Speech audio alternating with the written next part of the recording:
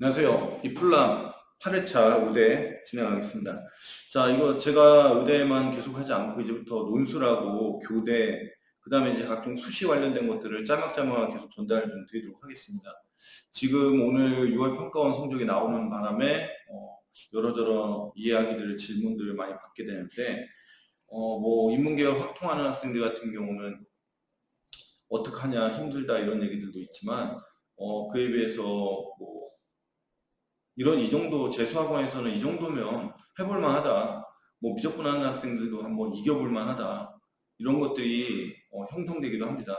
다만 평가원의 여러 가지 아쉬운 행정적 처리 그리고 성적에 대한 분석 자료를 좀 더 명확하게 주셨으면 어땠을까라는 생각도 들고 이거에 대한 어쨌든 재수학원에 근무한 사람으로서 수능 수시 지원과 수능 이후에 대학별고사 응시에 대한 여러 가지 점들은 향후에 심각한 과제로 남게 되었습니다.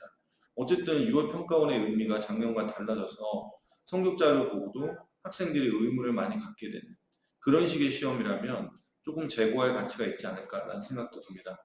자, 본격적으로 의대 8강 들어가도록 하겠습니다. 자,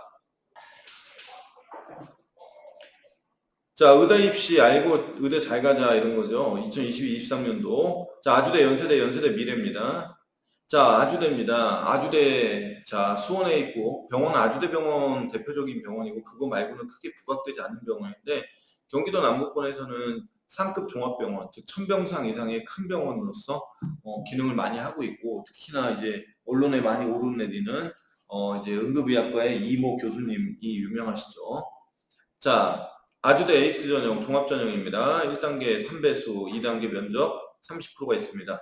이 전형 특징은요, 원래 보통 수능 끝나고 최저 기준이 있다 할지라도 일반적으로는 면접을 11월 말이나 11월 말이나 12월 초에 봅니다. 근데 아주대 에이스 전형은 12월 성적표가 나오고 나서 1단계 발표가 있고 바로 그 다음날 면접을 보는 형태를 띠고 있습니다. 역대 계속 그랬고요. 그래서 아주대 1단계 통과자 학생들은 전반적으로 최저를 다 충족한 학생들이라고 보시면 돼요.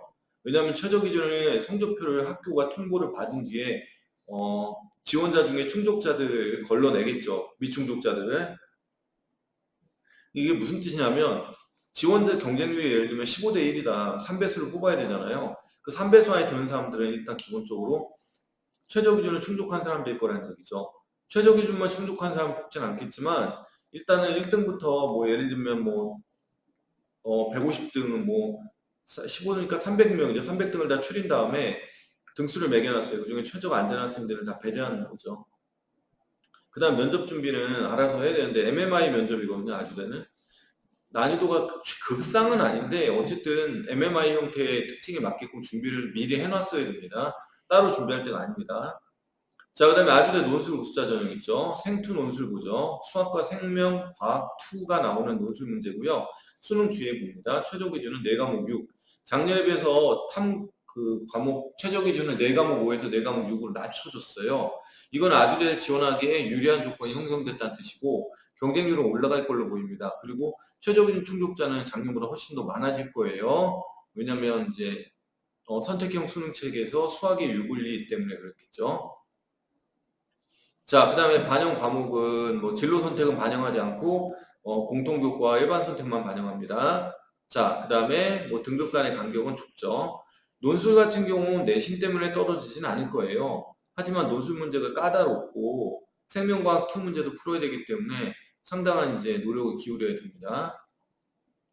자, 아주대 에이스 전형 2023년도 달라진 게 없습니다. 크게. 그쵸? 거의 똑같게 나왔어요. 자, 그러니까 내년도도 동일한 패턴이다.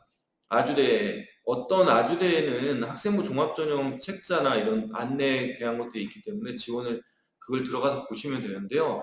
의대니까 기본적으로 학업 역량, 즉, 교과 성적의 우수성은 깔고 있어야 되고, 동시에 플러스 전공과 관련된 소양과 어쨌든 의사로서의 사명감 이런 것들을 강조하겠죠. 그리고 전공 적합성이라고 그러죠. 그런 걸 강조하는 쪽으로 가겠죠. 자, 그 다음에 2020년도 최저 기준 불합격자의 기준이 있는데 이것보다 이게 더 나을 것 같아요. 자, 아주대는 종합전형이 일반고만 뽑을 일은 없습니다. 여기 합격, 불합격에서 보면 1단계 합격, 2단계 최종에서 불합격된 학생들, 그리고 최종 합격한 학생들 2.3 정도까지 있는데 이게 2020년도 자료예요. 그 다음 밑에 자료 볼게요. 전년도 2021년도입니다. 전년도 모집 인원 20명, 일반고 합격선 1.7 정도 선, 광역자사고는 2.2, 그러니까 위의 학생은 광역자사고 학생 정도 되겠죠. 전국자사고는 3등급 초까지도 붙은 학생이 있다라고 합니다. 과거 영재고는 아마 최저 기준이 높아서 지원을 잘 못했을 거예요. 4과목 5니까요. 자, 그렇기 때문에 다시 본론으로 돌아가면 아주대 일반고만 붙지 않습니다. 광역자사고와 전국자사고를 적극적으로 뽑는 학교인데 학교를 아무리 지운다, 블라인드 한다 하더라도 교과에 여러 가지 활동이 많고 다양한 학교들, 그리고 내신이 표준 편차 같은 것들이나 인원수를 보고 아주대가 일반고와 전국자사고를 가려낼 거고, 전국자사고 학생들 중에 활동이 많고 뛰어나다, 그리고 최저 기준 맞춘 학생은 3등급 초까지도 붙는데, 이건 아마 보통 우리가 3대, 4대 자사고 할 때 부르는 외대부고, 제일 잘하는 학교죠. 외대부고, 하나고, 민사고, 상상고, 이 네 학교 정도의 성적이 아닌가라 생각합니다. 그리고 광역자사고 학생들은 2등급 초, 중까지 붙는 학생들이 있는데 이게 조금씩 줄어들 수 있을 거예요. 광역자사고는 일반고랑 차이가 별로 나지 않습니다. 주의하세요. 자, 그 다음에 연세대입니다. 서울대학 쌍벽을 이루는 학교죠. 추천형, 학교장 추천이 있어야 되고 고등학생만 지원할 수 있습니다. 1단계 교과 105배수입니다. 자, 표준 점수, 지점수와 석차 등급을 섞어서 쓰고 공통교과와 일반교과, 전문교과의 비율이 나눠져 있습니다. 그리고 전반적으로 전문교과는 진로 선택과 전문교과는 A, B, C로 석차 등급을 나눠서 성취도별 점수를 부과하는 단순한 형태입니다. 1단계 통과에 일반 석차 등급과 일반 교과와 교과 공통교과의 석차 등급이 큰 영향을 끼칠 걸로 보이고요. 동시에 지점수가 잘 나오는 학교가 있다면 유리하지 않을까 생각합니다. 최저 기준은 없습니다. 수능 전에 면접이고요. 면접은 심층 면접이고요. 비대면 심층 면접 형태다 이렇게 생각하시면 됩니다. 자, 그 다음에 활동 우수형입니다. 작년보다 인원이 줄었습니다. 자, 종합전형이고 42명 뽑습니다. 1단계 4배수고요. 서류 100이고 1단계 2단계는 면접 60, 1단계 60이 면접 40입니다. 수능 뒤에요. 추천형과 똑같이 비대면 면접이에요. 현장 면접입니다. 자, 그 다음에 최저 기준은 없었는데 생겼죠, 올해. 국어, 수학 중 한 개 과목 포함하여 국수, 과중에 1등급 2개. 오, 세네요. 왜냐하면 국수, 과중에 1등급 2개니까요. 영어는 3등급입니다. 그러니까 이게 아주 높다, 연세대 치고 이렇게 생각 안 들죠. 하지만 연세대가 작년에 없었고 올해 생긴 거를 생각한다면, 그리고 학종이라는 점을 감안한다면 수능이 안 되는 친구들은 아마 연세대 지원을 잘 못할 거예요. 대표적인 영재고나 과학고 학생들 중에 재학생들은 꼼수를 써서라도 지원하고 싶었지만 안 되겠죠. 하지만 뭐 재수한 학생들 같은 경우 큰 상관이 없겠죠. 자, 반영 방법 여기 나왔죠. 공통 과목 30, 일반 선택, 2학년 3학년 때 석차 등급 나오는 과목입니다. 진로 선택 20입니다. 자, A 점수에서 최대 5점 감점 이렇게 됐죠. 자, 반영 방법, 석차 등급을 활용한 등급 점수와 원점수, 평균, 표준 편차를 이용한 지점수를 교과 이수 단위 가중 평균하여 각각 50%씩 반영합니다. 이렇게 됐어요. 자, 알겠죠? 50%씩 반영합니다. 자, 그 다음에 정시는 가군이에요. 46명 뽑는 거. 자, 내년도에 뭐가 달라졌나요? 크게 달라진 게 없어 보여요. 인원 동일하고요. 최저 기준 동일해 보입니다.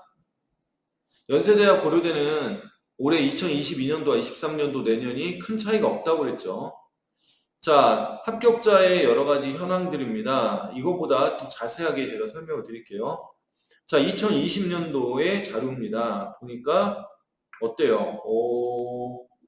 합격, 불합격 이렇게 돼 있죠. 활동 우수형 1단계 합격, 2단계 면접까지 가서 이게 학종의 활동 우수형인 거 감안해도 1.3 정도까지는 붙었네요. 자, 2020년 자료입니다. 자, 그리고 떨어진 학생들은 1.07, 1.05 이렇게 해도 면접에서 떨어졌죠. 심층 면접에 영향력이 있었다라고 볼 수 있네요.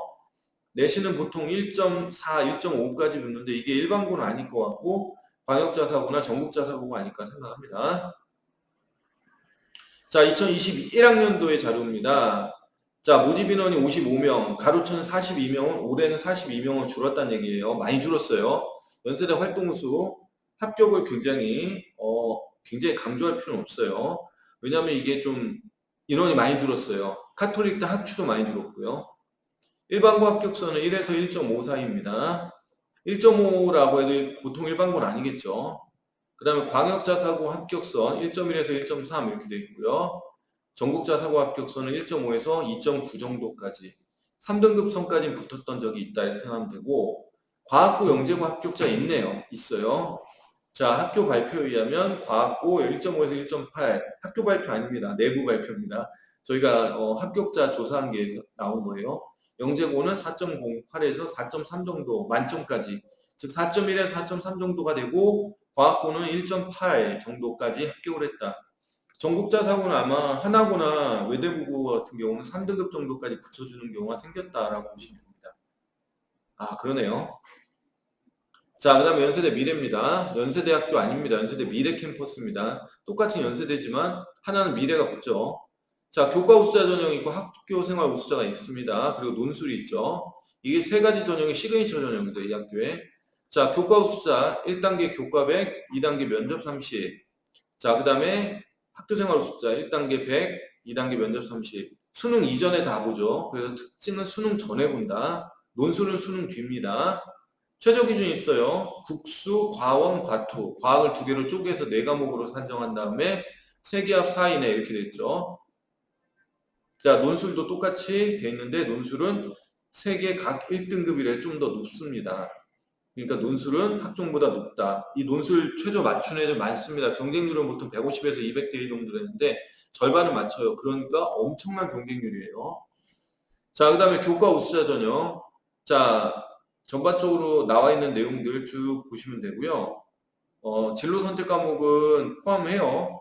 그래서 3단계, 5단계 이렇게 나눠져 있죠. 그래서 이게 진로 선택에 대한 것들을 학교 홈페이지에 들어가서 찬찬히 보셔야 됩니다.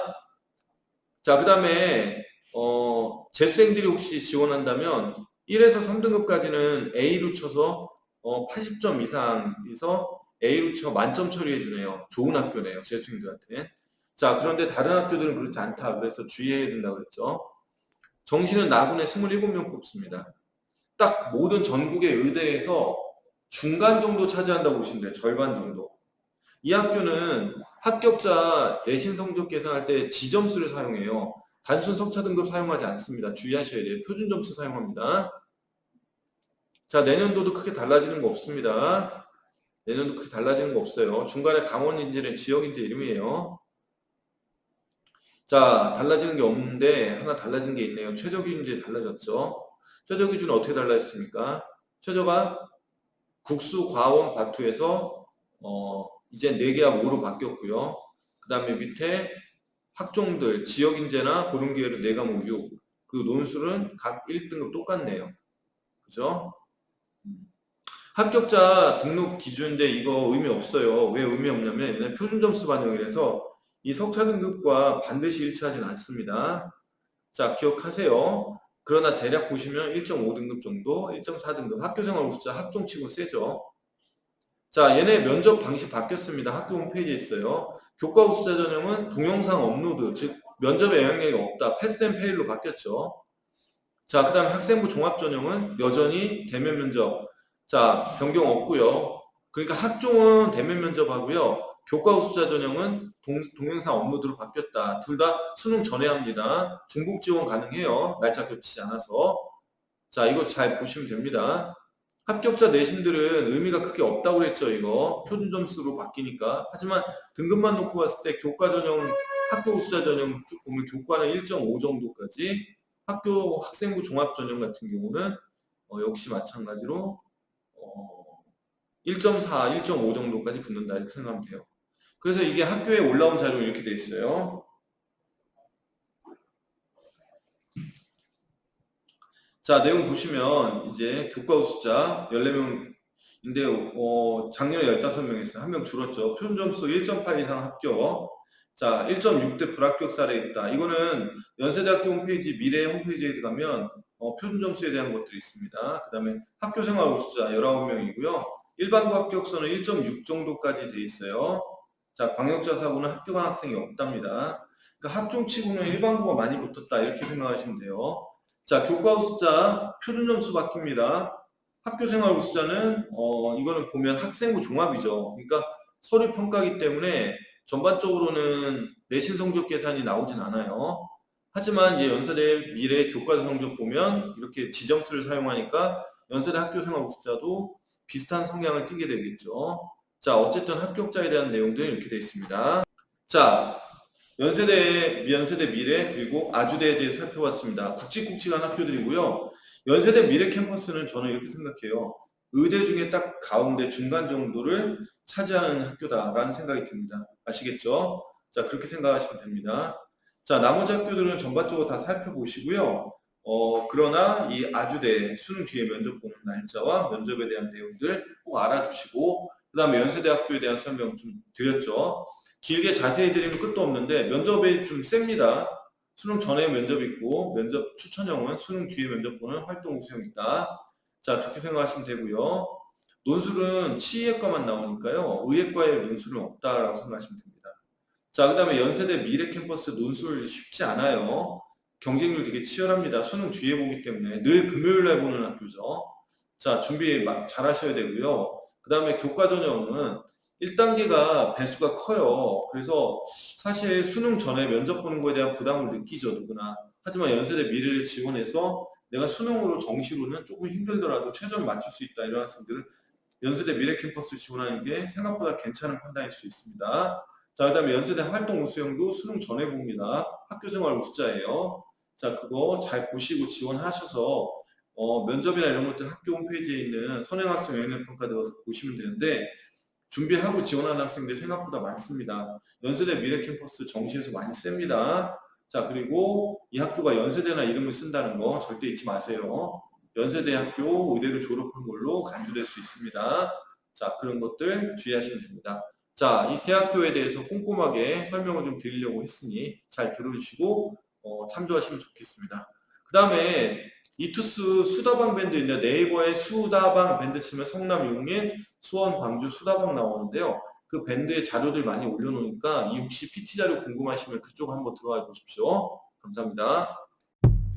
내용이 도움이 되셨다면 구독과 좋아요, 알람 설정까지 다음에 만나요.